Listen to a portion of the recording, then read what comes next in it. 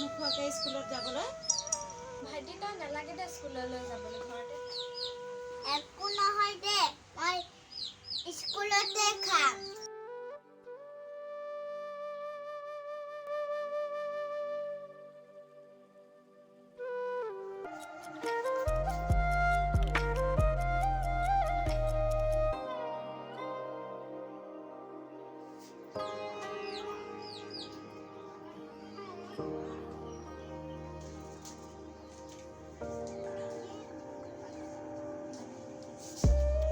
হেৰি, কাম বিচাৰি নাযায় কিয়? ঘৰখনত একোৱে নাই? বাবুৱে একো নোখোৱাকৈ স্কুলত গ'ল? ৰচোন মই কিবা এটা কৰিব পাৰোঁ নে চাওঁ। ৰচোন মোক কাৰ্ডখন আনি দে।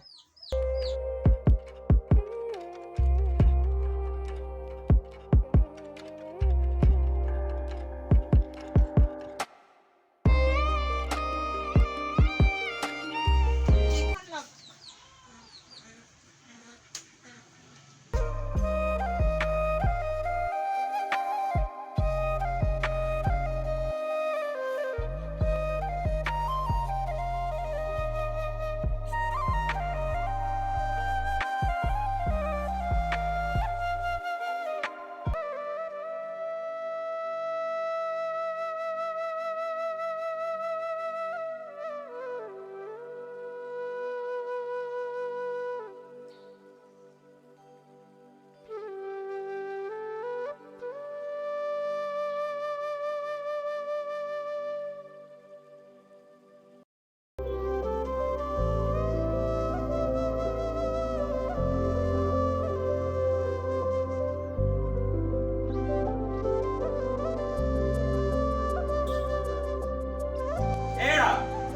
তোমাৰ চাহ হ'বনে আজি?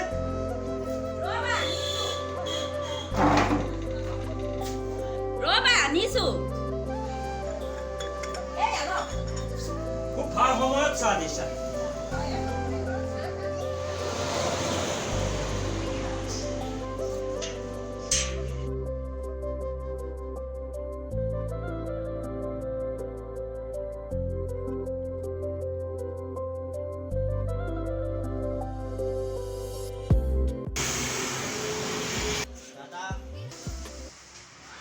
কি হ'ল নগেন? কি হ'ল কচোন, কিয় আহিছ? কিবা কাম আছে নেকি? তই নগেন কাম বিচাৰিছ? মোৰ ঘৰততো তেনেকৈ কাম বুলিবলৈ একো নাই, মোৰ অফিচত দি আছে। তই আহিছ যেতিয়া এটা কাম কৰ নগেন, শুন, আহিছ যেতিয়া তই উভতি যাব নালাগে। মোৰ বাৰীখনকে চাপ কৰ, মই এতিয়া অফিচলৈ যাম। তোক কিবা বস্তুৰ প্ৰয়োজন হ'লে বাইদেউ আছে, তই বাইদেউক বিচাৰিবি, বাইদেউ দিবি। শুনা, নগেনে ইয়াত কাম কৰিব, তাক বাৰীৰ পিছফালখন চফা কৰিবলৈ লগাই দিবা। যদি তাক কিবা বস্তুৰ প্ৰয়োজন হয় তুমি দি দিবা। নগেন তোক বাইৰে দেখুৱাই দিব, সেইমতে তই কাম কৰিবি। শুন নগেন, কাম কিন্তু ভালকৈ কৰিবি, ফাং ফুং নকৰিবি। কাম বিচাৰিছ, তোক মই কাম দিছোঁ, বুজিছ? গতিকে কাম ভালকৈ কৰ, আৰু যি কৰিব লাগে কি কৰিব নালাগে বাইৰাই তোক গোটেইখিনি দেখাই দিব। কাম ভালকৈ কৰিবি। হেৰা ইয়াক চাবা, মই আহিলোঁ।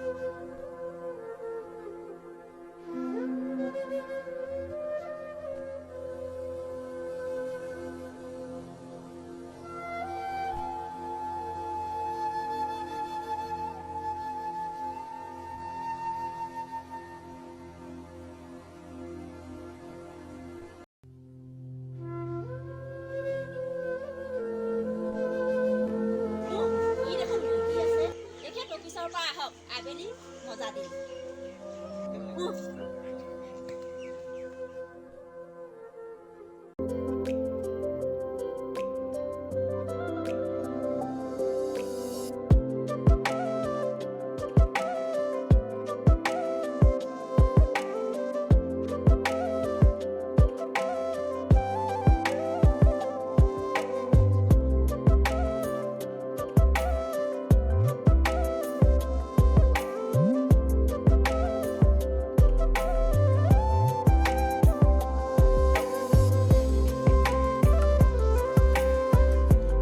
যা যা পানী গিলাছ আন।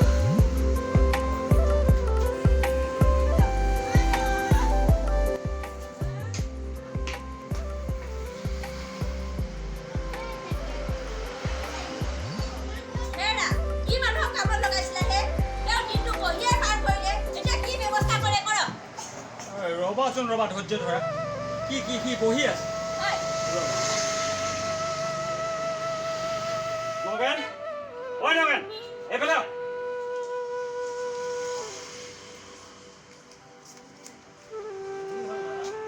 কি হ'ল দাদা তোক মই কি কৈ কৈছিলোঁ যে মোৰ ঘৰত কাম নাই তই আহিছ যেতিয়া তোৰ মৰমত মই তোক কামত লগাইছোঁ তোক কৈছোঁ কি বাৰীখন চফা কৰ হে তই কি বহি সময় পাৰ কৰাইছ তোক বহিবলৈ মই ইয়ালৈ আহিছোঁ ক তোক কি বহিবলৈ মই ইয়ালৈ আহিছোঁ এটা কাম কৰি আছো কাম কৰিছে বহিয়ে পাৰ কৰিলে দিনটো এই স্বভাৱটোৰ কাৰণে তহঁতে মৰিছ খাবলৈ নাপাওঁ কিয় এই স্বভাৱটোৰ কাৰণে মানুহে কামত লগাই হাত মূৰ চেলেকি তাত বহি থাকে তোক মৰমত কাম লগাইছোঁ যিখন ঘৰত কাম নাই সেইখন ঘৰত তোক মই কাম লগাইছোঁ আৰু তই আহি মোক প্ৰশ্নৰ জবাব দিছ মোৰ মুখে মুখে তোৰ ইমান সাহস যে মই কাম কৰিয়ে আছোঁ ওলা হয় কাম কৰিয়ে আছোঁ এই স্বভাৱটোৰ কাৰণে তহঁতে মৰিছ বুজিছ তহঁতে মানুহৰ মৰম নুবুজ চিনি পাওঁ টকা খালি টকা লাগে নহয় টকা লাগে এই ভৱিষ্যতে এইখন ঘৰতে কাম বিচাৰি কেতিয়া নাহে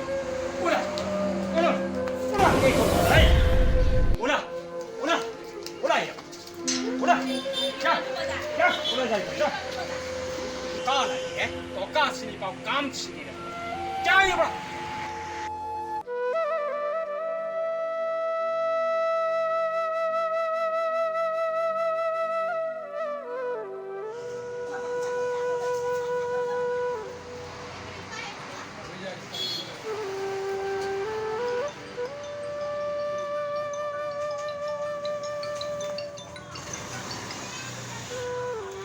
হেল্ল' হয় ছাৰ নমস্কাৰ হয় মই এতিয়া যাম ছাৰ নাই মই ওলাইছোঁ ছাৰ নাই হ'ব ছাৰ অ'কে ছাৰ অ'কে মই গৈ আছোঁ ছাৰ হ'ব ছাৰ এতিয়া অফিচৰ পৰা ইমান বেছি ফোন আহিছে যে মই যাব লাগিব মই এতিয়া কোনো বস্তু নাখাওঁ তুমি বনাবা মোৰ ইমাৰ্জেঞ্চি কল এটা আহিছে ঠিক আছে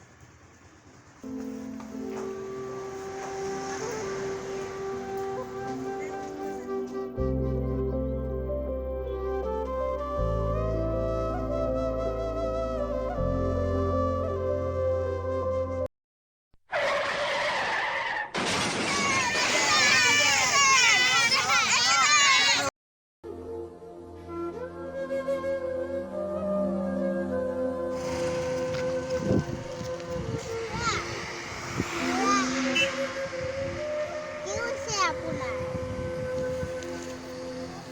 পানী পানী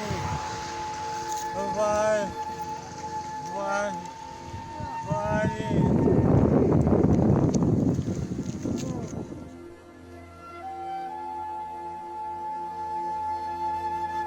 ইছৰাম কি হ'ল আপোনাৰ ইছৰাম কি হ'ল ৰ'ব নগেনৰ পুতেকৰ কাৰণেহে আপুনি বাচিলে কেতে নহ'লে নেবাচিলে নিজৰ নগেনৰ পুতেকৰ ওচৰলৈ অকণমান যাব আপুনি শুনিছে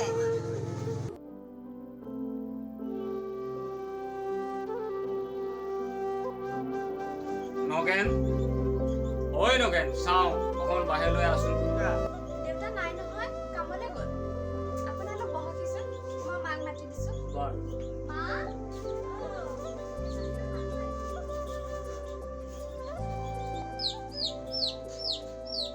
আপোনালোক আহিছে হয়, নমস্কাৰ।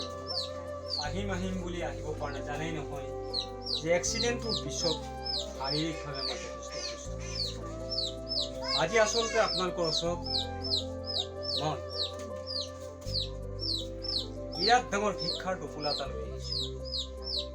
সেইদিনাখন এক্সিডেণ্টত আপোনালোকৰ এই কণমানুটোৱে মোৰ প্ৰাণ ৰক্ষা কৰে।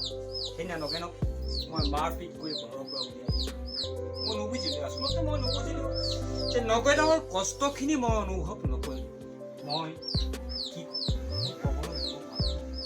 মাত্ৰ আহিছোঁ আপোনালোকৰ ওচৰত, মই ক্ষমা প্ৰাৰ্থনা বিচাৰিম।